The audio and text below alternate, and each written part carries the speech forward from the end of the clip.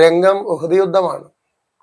ഉഹദ് യുദ്ധത്തിൽ പരിശുദ്ധ റസൂലിനിക്ക് ഒരുപാട് പരിക്കുകൾ സംഭവിച്ചു, വലിയ വിഷമമുണ്ടായി. മുസ്ലിങ്ങൾക്ക് വലിയ നാശനഷ്ടങ്ങൾ ഉണ്ടായിട്ടുള്ള ഒരു യുദ്ധമാണ് ഉഹദ് യുദ്ധം എന്നുള്ളത്.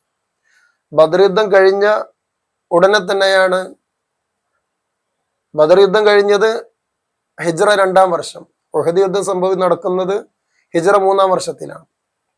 മുസ്ലിങ്ങൾക്ക് ബദറിൽ വലിയ വിജയം സംഭവിച്ചെങ്കിൽ ഉഹദിൽ വലിയ പരാജയമാണ് മുസ്ലിങ്ങൾക്ക് സംഭവിച്ചിട്ടുള്ളത്.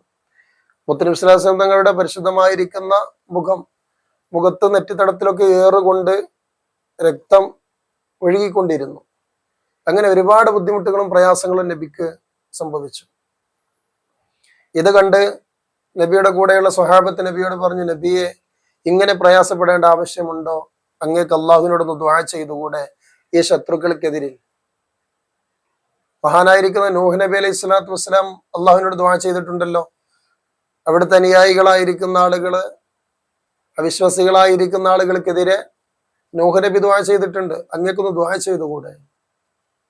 ഉടനെ മുത്തനബിയുടെ മറുപടി, എന്നെ അള്ളാഹു തആല നിയോഗിക്കപ്പെട്ടിട്ടുള്ളത് ലോകത്തിന് ഒന്നടങ്കം കാരുണ്യമായിട്ടാണ്.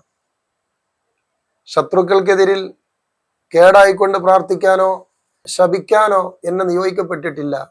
അത് ഞാൻ ഇഷ്ടപ്പെടുന്നില്ല. എന്നെ കാരുണ്യമായിട്ടാണ് അള്ളാഹു തആല നിയോഗിച്ചിട്ടുള്ളത് എന്ന് പരിശുദ്ധ റസൂലുള്ളാഹി സ്വല്ലല്ലാഹു അലൈഹി വസല്ലം നിങ്ങൾ പറയാണ്.